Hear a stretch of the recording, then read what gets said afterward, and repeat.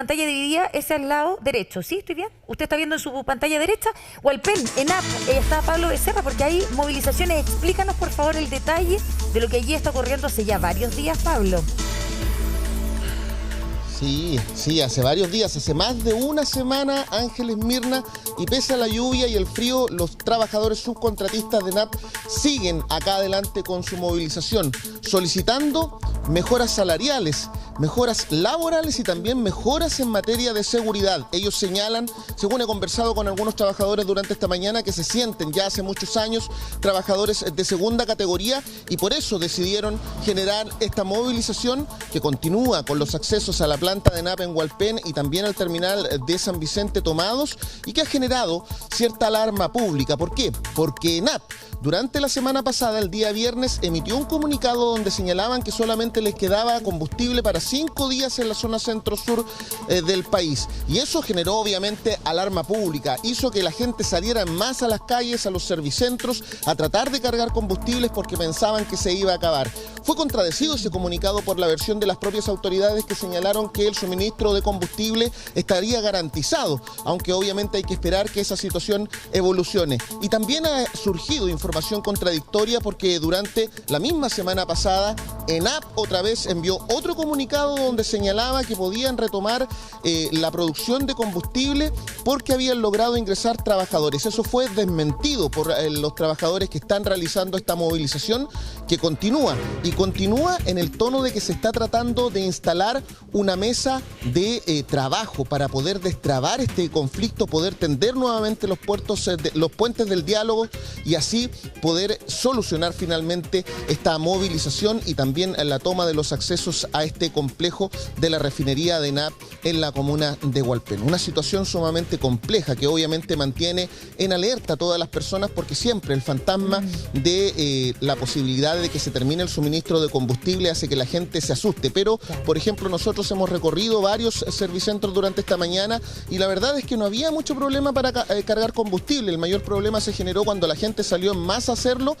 Se vaciaron, ¿no?, los servicentros obviamente de lo que tenían ahí en ese momento y se generó alguna problemática. Ahora se ha ido recuperando poco a poco la normalidad. Oye, vamos a consultarle nosotros a las autoridades si es que realmente está asegurado el tema del suministro, pero por ahora lo más importante es que se está tratando de restablecer el diálogo y los trabajadores dicen que es ENAP que no quiere conversar. Eso también hay que tener mucho cuidado también de cómo tratamos la información. Sí, por supuesto, dígame. Eso te iba a preguntar. Bueno, solo para poner en contexto, no sé si alguien tuvo la posibilidad de pasar por fuera de servicentros acá en la región metropolitana y como ya llevaban varios días y se había hablado de desabastecimiento, muchas de ellas estaban bastante llenas en todo horario. Si uno pasaba por fuera y se fijaba, había más clientes que un fin de semana normal. Pero lo que te quería preguntar, Pablo, es ¿qué dice ENAP frente a esta situación? Porque son subcontratistas y acá el gran, comillas, temor o cuidado que hay que tener es que estas personas son subcontratistas y finalmente lo que aquí pase puede ser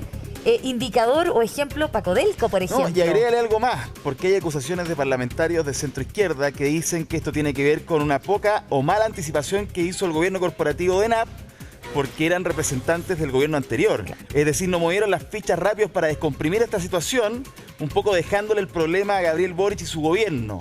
Eso dicen algunos parlamentarios de centroizquierda, no sé con qué pruebas, pero al menos públicamente ya lo están señalando. Entonces, ¿hasta dónde va a escalar este conflicto? Explícanos, por favor, Pablo, si es que puedes.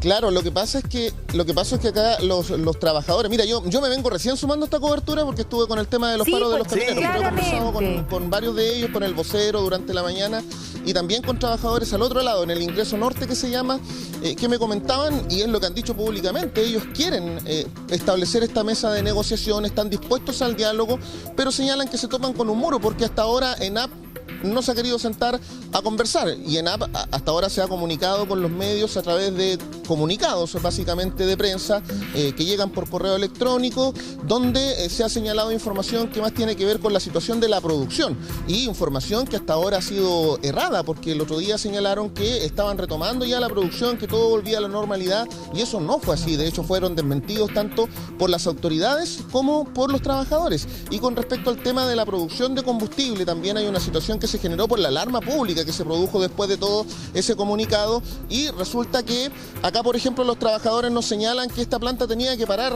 o que estaba parada, de hecho, por razones técnicas, y que tenía que hacerse de esa manera. Entonces que ellos, honestamente, me dijeron, aprovechamos esta situación también para poder realizar nuestra movilización, porque ya llevamos años en estas condiciones, teníamos que realizar finalmente una movilización y hemos estado tratando de dialogar, pero nos estaban dilatando este diálogo hasta agosto y sabíamos que, estoy parafraseando, en ese momento ya no nos iban a entregar las condiciones que nosotros estamos requiriendo. Entonces, claro, un diálogo que se extiende hasta agosto es bastante difícil de ver cómo pueden ellos también soportar esa situación con sus mismas bases. Y lo otro es que si ellos han señalado varias veces que están dispuestos a hablar, a negociar, obviamente se tiene que generar una instancia de diálogo donde también incluso ya han estado participando las propias autoridades de gobierno, pero esa situación no se ha podido destrabar ya en una semana y obviamente en algún minuto podría llegar a ser incluso una realidad, quizás el tema del problema en el abastecimiento de combustible. Y obviamente eso genera alarma y expectación entre la gente que quiere tratar de mantener su cotidianidad dentro de un marco de normalidad, de tener combustible para sus vehículos, obviamente. Por supuesto. Y ahí es donde las autoridades están trabajando. Mira, no puedo en este minuto tener una versión del vocero, porque ellos tienen un vocero que está al interior en este minuto de la planta. ¿Cómo se llama? Pero voy a tratar a ver si es que algún trabajador me ayuda para buscar a don Carlos. Amigos, alguien podría buscar a don Carlos, que delante cuando entré el guardia me dijo que saliera al tiro. No sé si don Carlos podría hablarnos para ver si podemos salir en vivo. Pablo, mientras tú lo gestionas... Mientras le vamos contando ahí al vocero, lo estamos tratando de encontrar. Sí, Pablo, bien. Mientras tú gestionas, digamos lo siguiente. A ver, primero, esta es una... A ver, ¿qué es ENAP? ¿No es cierto? ENAP es una refinería. Recordemos que nosotros importamos el 98% del petróleo que se consume en Chile, ¿no? Ahora bien, el tema acá es que estamos hablando de una infraestructura crítica. Esto sí que es una infraestructura crítica, por lo tanto las paralizaciones técnicamente son ilegales. ¿Por qué? Porque esta es una empresa estratégica del Estado. Sin embargo, así como se produce acá esta paralización, realizada por subcontratistas, como se quiera, pero que son personas que trabajan para esta infraestructura crítica, se producen en otras reparticiones del Estado y hemos visto eso a lo largo de todos los años, ¿no? Sí. Pero, Libardo, ahí hay un tema, porque estamos hablando de que esto podría poner en riesgo, si es que persiste y no se logra acuerdo, en definitiva, el abastecimiento, ¿no es cierto?, de benzina en el país, ¿no? Yo me imagino que desde el mismo fin de semana ya el gobierno surtió los efectos para establecer rápidamente la mesa de negociación como corresponde, dado lo que significa que tú muy bien calificas de lo que es una empresa estratégica crítica del Estado como lo es la ENAP. Y ahí debe de colocarse a la mesa de negociación para saber qué es lo que están pidiendo los trabajadores subcontratistas. Pero hay una cosa, voy a una cosa muy de fondo. ¿Cuánto lleva el gobierno? Ya casi 2 meses instalado. Bien, cuando un gobierno que conoce con anticipación, que ha ganado y tiene tanto tiempo, no tiene que dejar pasar el espacio para nombrar los ejecutivos y los directorios de las empresas críticas del Estado. Es decir, la misma importancia que se le asigna a la designación del ministro de Economía, del ministro de Hacienda, como corresponde, se le debe aplicar a empresas como Codelco y empresas como la ENAP para evitar cualquier tipo de suspicacia. Fíjate que, como lo dice Francesco, hoy puede que alguien político diga, no, es que todavía en la ENAP están los del Piñera ahí todavía instalados y está colocándole zancadillas al gobierno. Entonces, mi pregunta es, ¿por qué el gobierno?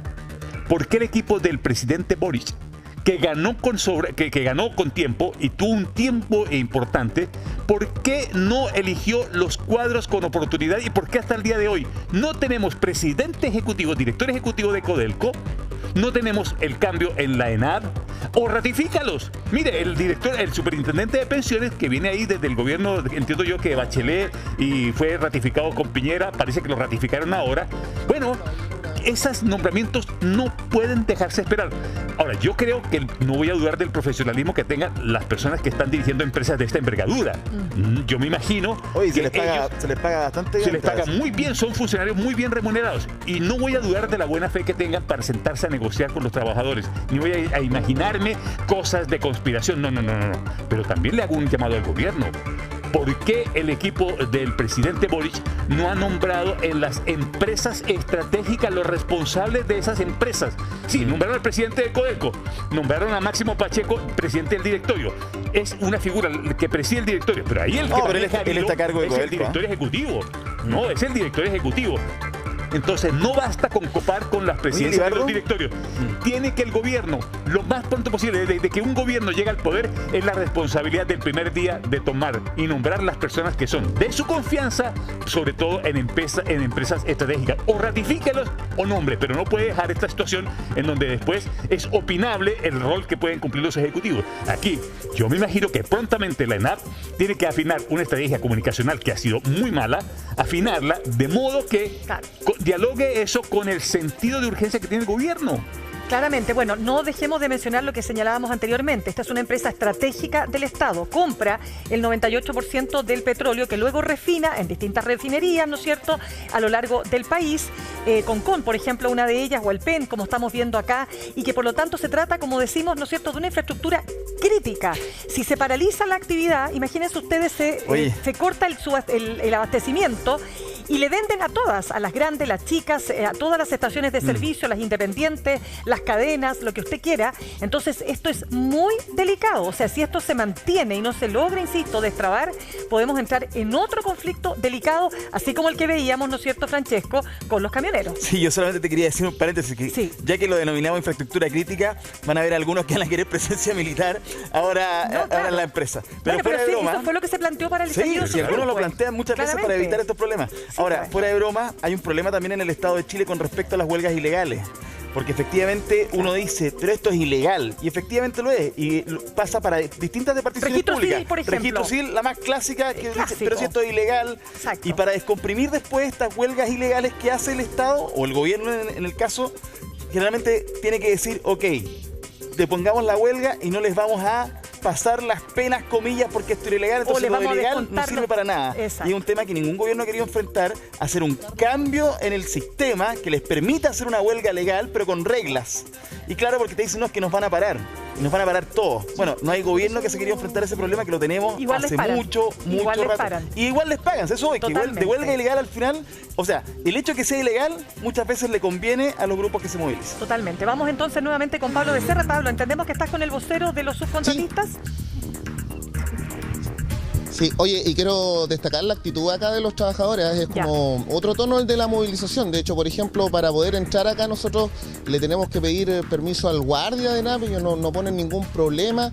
Es como que es otro tipo de trato de otras movilizaciones que habíamos cubierto hace un par de días. Y de hecho, Carlos Contreras, que sí, totalmente, es como... Es que están más organizados muy buena también, onda, ¿no? de hecho, acá, Sí, de hecho, mira, hay un tono tanto de buscar el diálogo, que Carlos Contreras me estaba aclarando acá, que yo decía que ENAP no se quería sentar a conversar, pero ellos nos decían que sí, pues que están esperando una respuesta.